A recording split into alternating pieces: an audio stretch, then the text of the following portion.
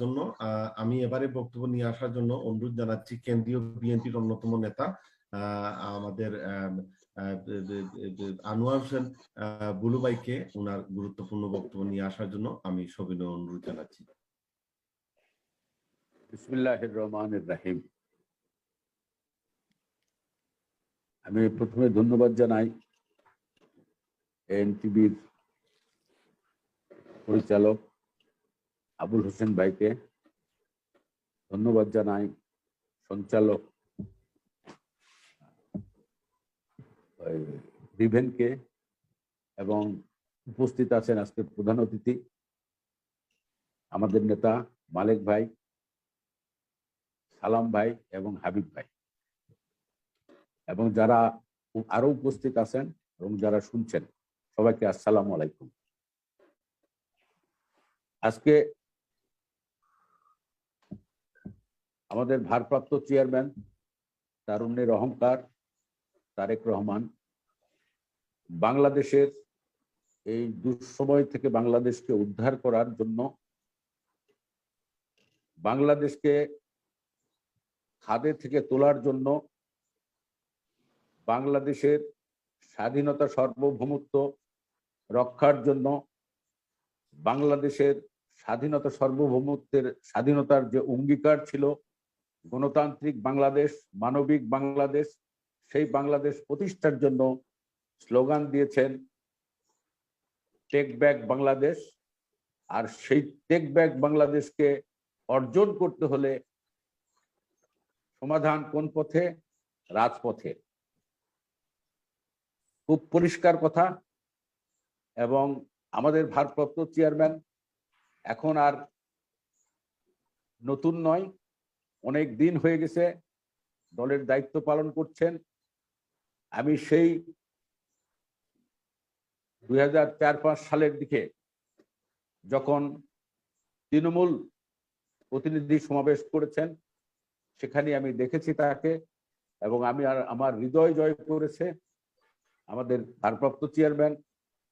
সেখানে প্রত্যেকটি গ্রামের, প্রত্যেকটি থানার, প্রত্যেকটি জেলার তার কাছে ডাটা ছিল, বিএনপির সময় কি কি কাজ হয়েছে, কি উন্নয়ন হয়েছে, কি করা দরকার, কোথায় সমস্যা চিহ্নিত করেছেন, এবং অত্যন্ত যোগ্যতার সাথে সেই প্রতিনিধি সভাগুলো সম্পন্ন হয়েছেন। সারা দেশে একটা আলোড়ন সৃষ্টি করেছিলেন। এবং 2001 সাল থেকে 2006 সালে বিএনপি ক্ষমতাসীন থাকা অবস্থায় তখন দেশি বিদেশি চক্রান্তের কাছে বিএনপি পরাজিত হয়েছে। 1-11 হয়েছে।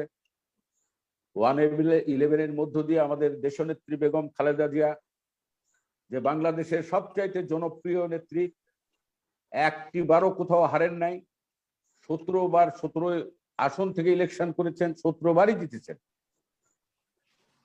এবং দেশকে একটা গভীর সংকট থেকে উদ্ধার করে দেশকে অগ্রগতি উন্নয়ন অব্যাহত রেখেছেন। তো সেই ষড়যন্ত্রের পরে 6 সালের পর থেকে বিএনপি আজকে সংকটে আছে। কথা অনেক হয়েছে, অনেকে অনেক রকম কথা বলছেন। বিএনপির সবচেয়ে জনপ্রিয় একটি দল, বিএনপিকে বাংলাদেশের মানুষ ভোট দেয়, কিন্তু বাংলাদেশের মানুষকে আজকে এই ফ্যাসিবাদী সরকারের বিরুদ্ধে আন্দোলনে নামাতে হবে, সেইটা আমরা নামাতে পারছি না। কারণ ফ্যাসিবাদ স্বৈরাচারের থেকে আরো জঘন্য। তো সেই কারণে আমি নেতৃবৃন্দের কাছে, সিনিয়র নেতৃবৃন্দ আছেন, এই ব্যাপক জনগণকে সম্পৃক্ত করে একটা গণজোয়ার সৃষ্টি করা যদি যায়, বাংলাদেশের রাস্তা যদি জনগণ দখল করতে পারে, তাহলে এই সরকারের পতন হতে বেশি সময় লাগবে না, খুব কম সময় লাগবে। তাছাড়া বর্তমান দেশকে যে সংকটের দিকে নিয়ে গেছে, তারাও খুব খারাপ অবস্থানের মধ্যে আছে, দুর্বল অবস্থানে আছেন। ছোট মোটো একটা ধাক্কা দিলেই এই সরকার থাকবে না। তো এইটা একমাত্র বিএনপির পক্ষেই সম্ভব। বিএনপি এমন একটি দল, যেখানে আওয়ামী লীগ ব্যর্থ, সেখানে বিএনপি সফল। 60-এর দশকে আওয়ামী লীগ রাজনীতি করেছে, 70-এর নির্বাচনে বিজয়ী হয়েছে, কিন্তু বাংলাদেশ যখন পাকিস্তানি বর্বর হানাদের দ্বারা আক্রমণ হয়েছে, সেখানে নেতৃত্ব দিতে ব্যর্থ হয়েছেন। সেখানে নেতৃত্ব দিয়েছেন আমাদের নেতা, স্বাধীনতার ঘোষক শহীদ রাষ্ট্রপতি জিয়াউর রহমান, এবং যুদ্ধ করেছেন, মাঠে থেকে দেশকে স্বাধীন করেছেন, তারপরে তার নিজ দায়িত্বে চলে গেছেন। আবারও 72 থেকে 75 বাংলাদেশকে গভীর সংকটে ফেলেছে আওয়ামী লীগ। আওয়ামী লীগ সম্পূর্ণ ব্যর্থ হয়েছে। স্বাধীনতার ঘোষণা, আমি মুক্তিযুদ্ধ করেছি, স্বাধীনতার ঘোষণা যে অঙ্গীকার, সেই অঙ্গীকার থেকে তারা সরে গেছে। গণতন্ত্র, মানবাধিকার, ন্যায় বিচার, সেখান থেকে সরে একদলীয় বাকশাল কায়েম করেছে শেখ মুজিব। শেখ মুজিবকে তারই দলের লোকেরা হত্যা করেছে, এবং তারপরে 3রা নভেম্বর আবার কুচক্রীরা একটা অভ্যুত্থান করেছিল, জিয়াউর রহমানকে বন্দী করেছে। সিপাহী জনতার বিপ্লবের মধ্য দিয়ে জিয়াউর রহমান আবার ক্ষমতায় এসেছেন, এবং জিয়াউর রহমান বাংলাদেশকে গণতন্ত্র ফিরিয়ে দিয়েছেন, বাংলাদেশকে শক্ত অর্থনীতির ভিতের উপরে দাঁড় করিয়েছেন, যা দিয়ে আজকে বাংলাদেশ যে 50 বছরের ইতিহাসের থেকে এই বিএনপির 10 বছর ম্যাডামের আর 4 বছর জিয়ার, এই 14 বছর অ্যাকচুয়ালি বাংলাদেশের উন্নয়ন হয়েছে। আর বাকি সমস্ত সময়গুলান লুটপাট, এরশাদ একটা স্বৈরাচারী সরকার, বেহায়া লুটেরা। শেখ মুজিবের সময় লুট হয়েছে, নিজেই স্বীকার করেছেন শেখ মুজিব, যে 8 কোটি কম্বল আমারটা গেল কোথায়। শেখ মুজিব সেই সময় একজন খুনি, সিরাজ শিকদারকে মেরে পার্লামেন্টে ঘোষণা দিচ্ছেন, কোথায় সিরাজ শিকদার, কোথায় সিরাজ শিকদার। শেখ মুজিব সেদিন আত্মস্বীকৃত খুনি, রাষ্ট্র ক্ষমতায় থেকে একজন রাজনৈতিক নেতাকে হত্যা করেছেন। আবার 86 সালে স্বৈরাচার শাসক এরশাদের বিরুদ্ধে যখন আন্দোলন হয়, সেই আন্দোলনের সময় শেখ হাসিনা লালদিঘির ময়দানে বলেছিলেন, এই সরকারের অধীনে নির্বাচনে যে যাবে সে জাতীয় বেঈমান। 86 সালের নির্বাচন, তার পরের দিনই সে সিদ্ধান্ত নিয়েছেন, নির্বাচনে গিয়েছেন।